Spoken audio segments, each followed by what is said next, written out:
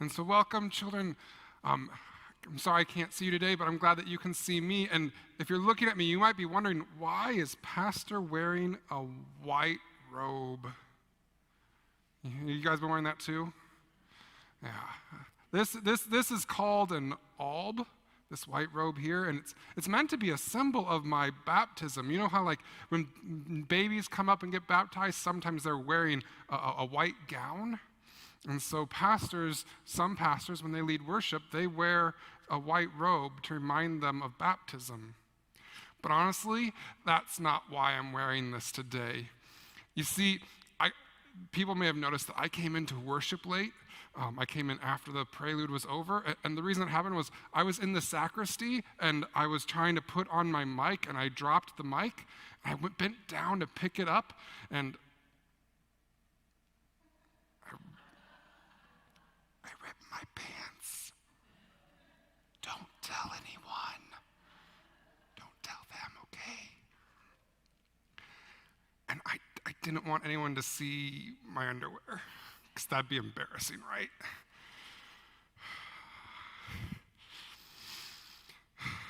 Wait, don't tell anyone, okay?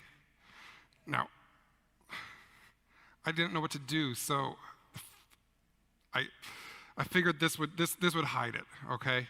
This seems much better than I didn't want to be embarrassed. Have you ever felt embarrassed? You know, in the first story we heard today, the one about Adam and Eve, you guys know Adam and Eve, they felt something worse than embarrassment. They felt ashamed. Ashamed is like embarrassment, like what I got, plus guilt. They felt guilty because they disobeyed God, and that made them embarrassed to let God see them and their mistakes. So they tried to hide, just like I'm trying to hide what went on with me. But you know, at Mount Zion, we have this new vision. And the vision is that everyone we meet will come to know themselves as a reflection of God's image, worthy of life and worthy of love. When I'm embarrassed or ashamed, I really don't feel worthy of anything.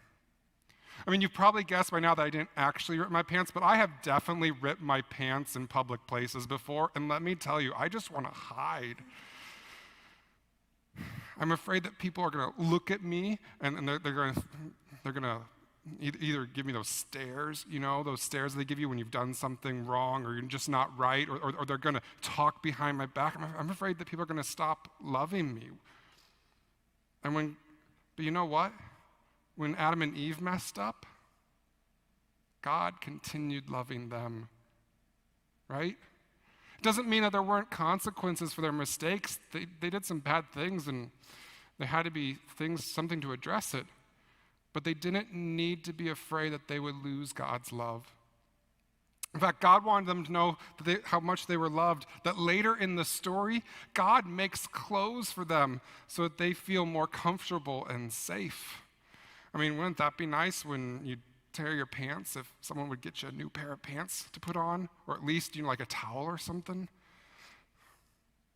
I wonder what we could do here at Mount Zion to let people know that even when they feel embarrassed or when they feel ashamed like Adam and Eve, that they are still loved here, that they are still loved by us no matter what. I'm going to ask everyone out here, what do you think? What's something we could do to help people know that they are still loved here at Mount Zion, even when they feel embarrassed or ashamed? Even when they're not feeling worthy, how can we let them know that they are still worthy of life and love?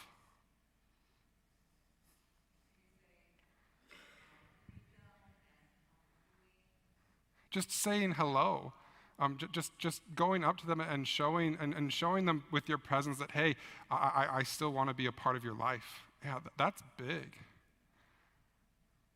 You have any other ideas? How else may I show them that they are still loved, even when they're embarrassed or they feel, what? Give them a hug. Oh, hugs are beautiful. Call them by their name.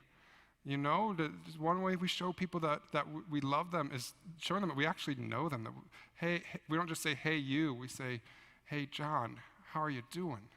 Or, John, I love that you're here today. Those are good ideas. You know, our hope here at Mount Zion is that everyone we meet, not just people here at church, but also people at school, people on our street, our neighbors, or really anyone, everyone we meet will feel safe and loved around us, even if they feel ashamed or embarrassed or unworthy. Because that's how we feel around God. Even on our worst days, we still feel loved by God. And we want everyone else to know that same love. So let's say a prayer. You fold your hands and pray with me. Say, God, when I'm embarrassed, remind me that you love me. When I know someone else who is embarrassed, help me remind them that you love them too.